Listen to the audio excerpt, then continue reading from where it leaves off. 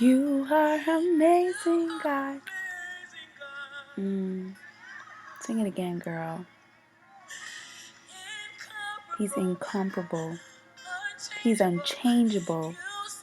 He sees the depths of your heart and he loves you the same. The ugliness, sometimes the selfishness,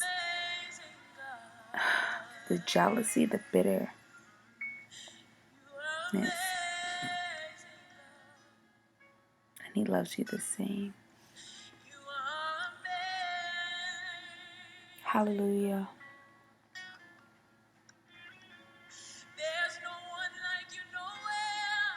Nowhere.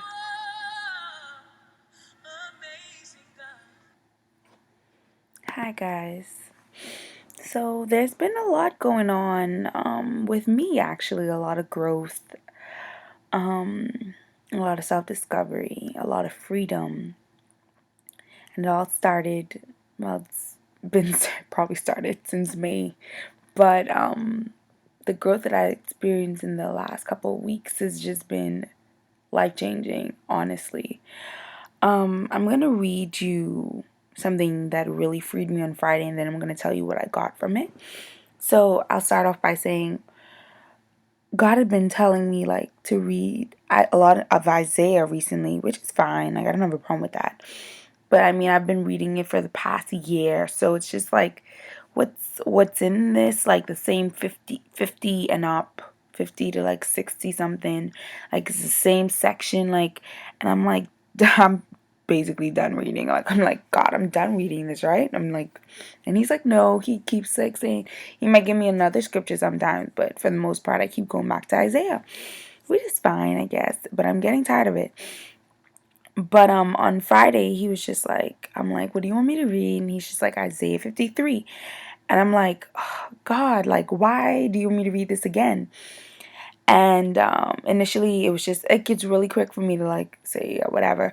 But then he's just like, what you need to get out of it. Part of me was like, I really don't want to read this again. Another part of me was like, no, like, seriously, why do you want me to read this? Like, I'm sure you keep telling me to read this for a reason. Like, I know you. Like, there's a reason to this. And so I was like, fine, I'll read it. So I'm going to read it for you really quickly, and then I'm going to tell you what I got from it. Who has believed what he has said, has heard from us? And to whom has the arm of the Lord been revealed? For he grew up before him like a young plant, and like a root out of dry ground. He had no form of majesty that we should look at him, and no beauty that we should desire him. He was despised and rejected by men, and a man of sorrows and acquainted with grief. And as one from whom men hid their faces, he was despised, and we esteemed him not. Surely he bore our griefs, and carried our sorrows. Yet we esteemed him stricken, smitten by God, and afflicted. But he was wounded for our transgressions, he was crushed for our iniquities. Upon him was the chastisement that brought us peace, and with his stripes we are healed. And that's where I'm going to stop. That's like basically 1 to 5, Isaiah 53, verse 1 to 5. And so I've read that a lot of times, and I was just like, what do you want me to get out of this? And so I'm going to start from the beginning, where it was just like, I'm going to start from where it was important to me, at least. So then it talked about, the first thing that stuck out to me was the fact that he rose up like a young root, but like in dry ground. And I feel like that's how this world is, because it's like so surrounded with so much brokenness, that it's just like a child coming into this world is like surrounded by dry ground, a world that is not conducive to growth or flourishing, but is actually encourages promiscuity and self-destruction and suicide and just craziness, like drug use, all this stuff that is not conducive to good health, good nothing, like long life.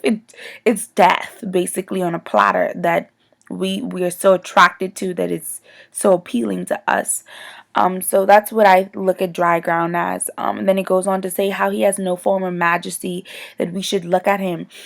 And for me, or like no beauty that we would desire him. And for me, it was just like so interesting to think about, because it's just like, Jesus walked into rooms, demanded attention. He was confident in the words that he said. Like, there was no question that he believed in what he believed in. And how he presented himself was just like, I am me, and you're gonna take it how I am, excuse me. And it was really like interesting because he had no status quo. He was born in a manger, let's be real. Like, like it was nothing that was just like extremely attractive about God. I mean about Jesus, but yet so he was confident and people like flocked to him. And that just was like interesting to me. And so then I was talking to him, I was talking to God, and I was just like trying to figure out like what this is about. And then he brought it to me that basically Jesus' identity was built on the fact that God was his father, and the fact that he was in relationship with such an amazing God who was king, who was ruler of the world. And he looked at himself as a king, or like a prince, or whatever you want to look at it as. But that's how we should look at ourselves, as children of God. And so our confidence is informed, or our identities are informed in like what we have, or like who is in this world, or like who we're in relationship with on this earth, or like, like it's not built on like my father said this, or my mother said this, or my uncle said this, or am I skinny enough, am I fat enough, am I thick enough, am I pretty enough, like it's not built on the things that this world builds themselves on, you know what I mean, or itself on.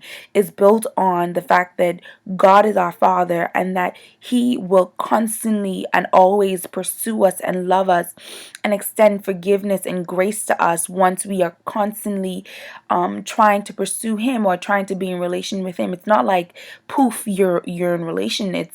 It's God is pursuing us, and he's doing 99% of it. But that 1% where we say yes to him, where we are willing, he is willing to be in relationship with us. Someone that our gifts and our offerings are rags, yet he's willing to love on us in that way and be in relation with us. And that's where like our confidence and our gifts and our talents and our affirmation should really come from. And I'm not saying that like being in community is a problem, or like being affirmed by your parents and not having that doesn't affect you. That does. I know it does. But at the same time, that should not be the determining factor of how you feel about yourself. You know what I mean? It should not be I didn't get this, or I lacked this, so therefore I am lack. Because that's not what God is about. That's not God at all. Furthermore, it goes on to talk about how he was despised and rejected by men. And for me, at least, a lot of times, especially in my past relationships, I would be in relationships with people that didn't recognize the greatness of God in me. And I'm not trying to like toot own horn, but beep beep. If you get offended, that's your business. I'm not being prideful. It's just there is greatness in me, and I'm starting to learn how to embrace that and expect to be treated that way, that there is greatness and I'm valuable and I'm worth you investing your time and energy in, and anything less than that I don't deserve. Because I don't understand how a daughter of a king would be fed scraps. That's just not how God is. He wants to give me the world, to the point where he sent his son to die on the cross for me. And so I don't deserve to take any garbage from anyone. And that doesn't equate to me not loving them, but that equates to me not taking their junk and trying to make it gold when it's not. You know what I mean? So it's important to recognize that because your identity is built on nothing less than God, and God is love, and God is great, and he's powerful, and he's all-knowing. Like, because your identity is built on that, God built on the foundation that God is your father, and that you are in deep relation with him. Because you're built on that, not anything less, but being in a relationship with people that don't have the same type of understand, not like non-believers, but like people that can't respect you or can't love you, or it's not healthy, then it's not good. Like, you should not be in that. Because if there was a God that was willing to send his son to die for you, why do you think that you deserve something that is half stepping? Just doesn't make sense. And I know in my past relationships, because of fear of rejection, um, especially in like deep intimate relationships, like I would take what they gave rather than tell them what I need, because I was thinking like I um I don't deserve more than that, or even if it's not as far as I don't deserve more than that, but it'll be like I'm not sure if they would even be willing to give me more than that. And so to not make them uncomfortable or not demand much from them, I will take what they give me. And I'm realizing now that that don't make no sense. If God was willing to send his son to die for me, then I deserve a lot. And I deserve someone and people that are willing to invest and sacrifice. And I have to be willing to do the same, invest and sacrifice. And I don't mean to the point where you think that everyone's perfect or you're perfect, because the arms of flesh will fail you. And I am very aware of my brokenness. But at the same, and I think it's important to recognize that, because once you do recognize the fact that the arms of flesh will fail you, it's a lot easier to extend grace to people and to extend Christ's love to them, because unconditional love within ourselves is impossible, but with God it is really it's growing.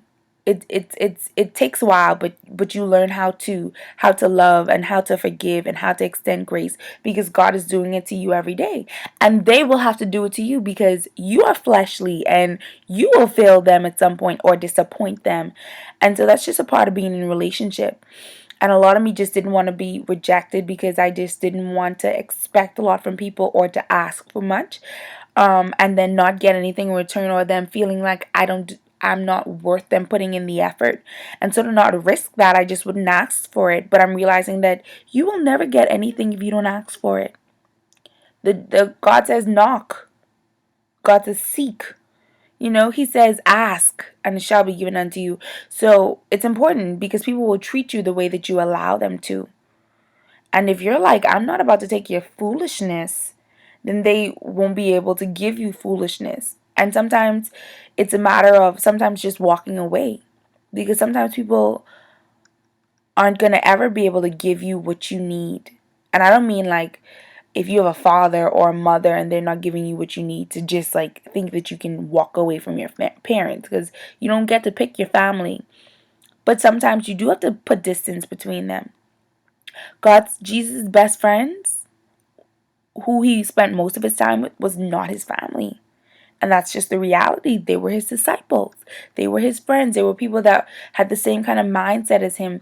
People, mind you, they lacked in many areas, just like us, but um, they honored him, and that's all that matters. It's not like Christians versus non-Christians, and you can only have Christian friends. No, it's about meeting people that respect that. Hey, I am a Christian. That doesn't mean that you have to be, but this is a major part of who I am, and you respecting that. Or I um don't believe in sex before marriage, and you want to be in a relationship with me, then you have to respect that. And therefore boundaries need to be made, like things like that. And it's important that if these are the things that are fundamental to you, you express them, because if you don't, nobody will respect that. Then it goes on to talk about, so I understood then that rejection is good, because Jesus got rejected and I'm made in his image and I'm supposed to be following his likeness. And so given that I'm going to be rejected, live with it. And so it's healthy to be rejected. But beyond that, he said, it goes on to say, he's a man of sorrow and acquainted with grief. So it's not like you're rejected or you're hurt and then you forget about it or you ignore it, but you process through it, because you are hurt, and it's okay to feel, and it's okay to understand that, dang, that hurt me. Like, you just did that and that really hurt my feelings. And beyond expressing it to them, processing that yourself and understanding that grief is okay and feelings are okay and love is okay. There was a time in my life where I just didn't want to love, because I'm very like I invest, and when I invest wholeheartedly, and a lot of times I had an expectation attached to my investment, or even if I didn't, it's just like there's just sometimes you just think someone would really not do that. Like they would be considerate enough not to do that, but people don't think the same way as you or as me, or like have the same standard, or like understand wrong or right from how I'm raised. So we're different in that. And so what I would think is like horrible, you would think may or may not be okay depending on your moral status. So understanding that um I'm gonna get hurt and I'm gonna have to process that puts you in a position where it humbles you, one, because you recognize that you definitely need Jesus, because only Jesus can really help you. He was the only one I know who lived in sorrow and lived in grief, and that doesn't mean that he was in joyful, that he doesn't mean that he was in peaceful, but that means that he processed what he was experiencing in his everyday life, and that's really fundamental in growth. Because if you're ignoring things and you're like pushing things down, I call it the you becoming a garbage. That's what I say, if I can be frank with you. I call it being a garbage bin, because as you push it down and you put some more stuff in there, put some more stuff, at some point it's going to overflow. And sometimes we treat ourselves as garbage bins, meaning like we do that ourselves, like we push things down. And sometimes we allow people to treat us as garbage bins because they get to unload at us like we are the dump. And they get to say what they want or do what they want and treat us any kind of way, and we accept it. And we call it being humble as Christians foolishness. That is garbage. And don't let anybody treat you like a garbage, okay? That's foolishness. Being humble does not mean that you are treated as a garbage bin. Being humble means that you recognize that everything about you comes from God, and understanding that you are small compared to Him. But compared to other human beings, you are equal. There's no one person above or one person beneath, no matter what economic class, no matter what ethnic group, no matter what religion. Equal, equality. We're all equal. God made us all in His image. We may not have the same talents. You may be strong in an area and I may be weaker in an area, but we're all broken. We all are broken. We all are in need of a savior or God, whatever God that is you may believe in. And um we all are different, but imperfectly perfect is what I always say. So I am justified. I am commissioned. I am validated and affirmed right now by Jesus. And I don't need affirmation from anyone else. I'd like it. It would be great. It's welcomed. But I will live if I don't get it. You know what I mean? It's important to get it, but I will live if I don't get it. And I'd never had that before. Never could say that. In the 18 years that I've lived, I could never say that. And my mom had always tried to talk that into me, but I never got it. And now I get it. And so I have a new attitude. If you ain't about this life, and it's not selfishness. I don't think it's selfishness, but it's like and it's not like I don't care or I don't love you, but it's if you can't treat me the way that I need to be treated, then I can't be in deep relationship with you. And I have to allow God to guard my heart in relation with you. I can interact with you, I can love you, I can pour into you, and I can even allow you to say things that may be right about me, and that I can go to God and talk to Him about and maybe pray about and grow from. But I'm not gonna allow you to walk over me, and I'm not a garbage bin. And that's just life for me right now. And I feel like a lot of times Christians kind of confuse it, being humble with being a doormat. And so sorry for being frank, guys. But being humble does not mean that I don't recognize my talents or I don't recognize the gifts that God has given me. To me, that is disrespectful. Now I'm seeing it. Like before, I lived that. Like I knew what it was to just say, "Oh, if someone said, 'Oh, that was really well done,' you get really awkward. Like you don't know how to respond. Like because you don't want to be prideful in your answer. You know what I mean? Like." and you overthink it, and it's just so much going into that. But if your heart is pure, if your heart is after God, if your heart is at a place where it's humble and before God, you can say thank you, and it'd be okay for you to say, yeah, I did a really good job at that, I'm proud of myself, and that'd be okay. There's good pride, even surprisingly. There's a pride where it's just like, I'm happy, I'm proud of the relationship that I have with my mom. I'm proud of the relationship that I have with God. I'm proud of the relationship or the woman that I'm becoming. I'm proud of that. I'm proud of my talents, and I'm proud of the gifts that God has given me. And if I don't have that type of pure pride, it's kind of disrespectful to me, to God, because it's like He's giving you all these talents and these gifts um to be used unto His glory and unto His honor. But people are going to see that first. They're not going to see God, because God is invisible.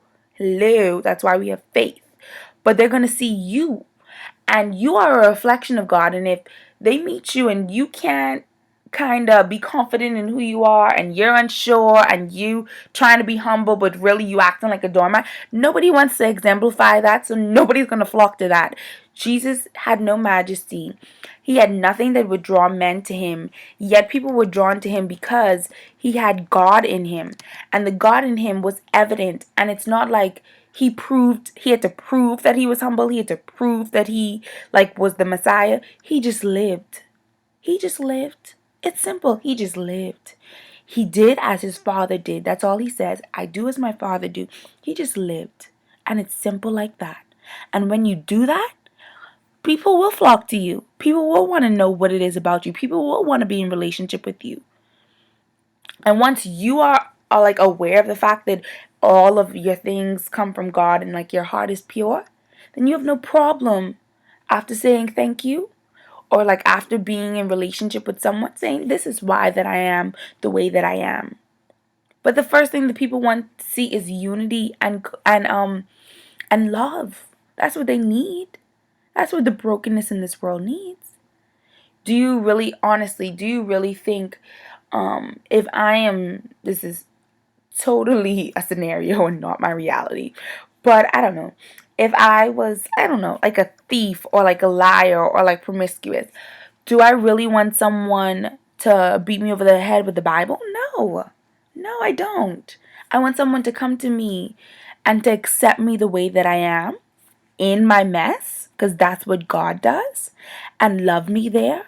And then I will wonder why. I will want to know the God that you know. That's what people need. That's what the brokenness of this world needs. And if we as Christians continue to shun people, continue to make homosexuality such an ugly sin, when all sin is ugly, by the way, that, oh, don't get me started. All sin is ugly. But if we keep shunning people because they do this or they do that, and saying that this is what Christianity looks like and is what God looks like, when God is immeasurable, He's inconceivable, like that song says. He is unchangeable. So His love, His unconditional love, is continuous. Like, no matter the depth of my heart, our hearts, no matter who we are, whether we're homosexual, whether we're liars, whether we're thieves, whether we're promiscuous, whatever we are, that's just God. And God is love. And if you read the Bible and you see what love is what? Faithful and kind, loyal and trustworthy, and all these other beautiful things. And I'm not saying that it's okay to sin, whatever that sin is to you. Whatever that sin is for you, I'm not saying that it's okay, because we all have brokenness and we all fall short and we all are sinners, and that doesn't give us an excuse to sin, because we're supposed to try to be more like Christ every single day. But at the same time, you have to still embrace grace, because I will never be perfect, but I can be in right standing with God. There's a difference. So I was trying to make this video short. This is the second time I did the video. I was trying to make it short. I made it like 5 minutes shorter. It was 30 minutes before. Now it's 25. Sorry, guys. I tried. I'm really passionate about this. But basically, I was really freed by Isaiah 53. read it 100 billion times, never got that from it. So it was crazy to think that, I could be so, I could build my entire life. I know 50-year-olds who probably don't understand this yet and have had an entire life, at least, um, yeah, had an entire life almost, half of their life at least, and still don't have that understanding that their life is, one, not their own, two, not built on external anything, but solely built, on the internal, which is God in us. It's beautiful. I just have to kind of retain that, because it's one thing to say, it's another thing to live it. And so that's what I'm going to be doing for the rest of my life, at least, living that truth. And I have to remind myself, because you don't change. 18 years don't go in a minute. So I'm sure there are going to be times where I try to build myself on something else, or like I meet a guy and I want to solely invest in that, and I want to solely serve him, and he ain't worth me serving. You know what I mean? Like, I'm sure it's going to happen where I'm going to meet people, I'm going to be tested. That's just a part of life, and I'm going to have to overcome it. But with this understanding and with deep relationship with God, greater is in me than whatever is in that world, in this world. So I'm not afraid. I'm becoming a young woman, a strong, Christian, God-fearing young woman, and I am proud of that. I'm about to cry. There is nothing that is more fulfilling than being in a relationship with God. It is life-changing. It is transforming. And He is healing my brokenness. When I say I've never been so happy to see my brokenness, because I know I have a Savior that can redeem me. It is so amazing to be in relationship with such an amazing God. And He's alive, unlike many other gods. Mine is alive, and He's working, and He's changing me, and He's shifting me. And so if you want more information about this God, if you don't know Him, if you maybe kind of know Him, but you've never been moved the way that you see me right now, please send me a Facebook message. If you've never heard Him, if you've never experienced the Holy Ghost, if you feel disconnected from Him, know that He loves you. Know that He's pursuing you in your brokenness, in your mess. He is there. He's present. He is loving on you. And anytime that you need Him, you call Him. Anytime. And if your heart is pure and you really want to change your life and pursue Him fully, and that doesn't mean that you won't mess up, doesn't mean that you won't have mistakes, but it means that you've made a decision and you want to make that decision. This is not a sinner's prayer. I'm not about to have one of them, no. But it is making you aware that He is very alive, very moving, and willing to take you on in your mess, because He took me on in mine. And He loves you. He really loves you. So much so that He sent someone to die for you. Not only for the sin that you've already committed, but the sin that you will commit in future. And it doesn't mean that it's okay to sin, but it means that He made sure that you were covered fully for the day when you decide to fall in love with Him the way that He's been loving on you. And it's just a decision in your heart. It's not a prayer. It's not a certain type of word. It's a decision in your heart. You will know. And you will want to follow and pursue the things of God. It's intimate. It's personal. You're just saying, Dad, I love you. And I recognize that you're God. And I recognize that Jesus died. on the cross for my sins. It's a decision in your heart. It's personal. It doesn't have to sound anything like what I just said. But it's personal and it's between you and God. And so that's all I have to say. Ugh, shucks, it's 30 minutes anyway. But it is what it is. I think this one is a lot better than the other one. I mean, both are really good, but I got real passionate in this one, so I'm feeling this one more. So I'm going to probably post this one, which is why you're looking at it. Weird, we're having this conversation. Verbal processing right now. Thanks, guys, for listening. Thanks for hearing me rant for a really long time. I love you. If you ever want to talk, Facebook message me. I will get back to you within days at least. And this is my life. I'm living it for Christ. Sold out, and I'm 18. Well, not 18 yet. In a month. It counts, kinda. But I'm sold out. I'm sold out. See you guys. Bye.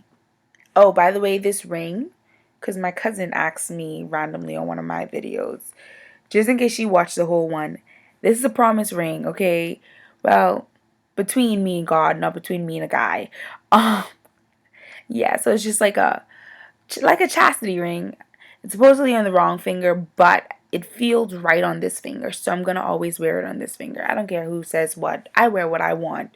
It's my body. I'm gonna do what I want. Well, that's pleasing to God, of course. Bye, bye, guys. See you later.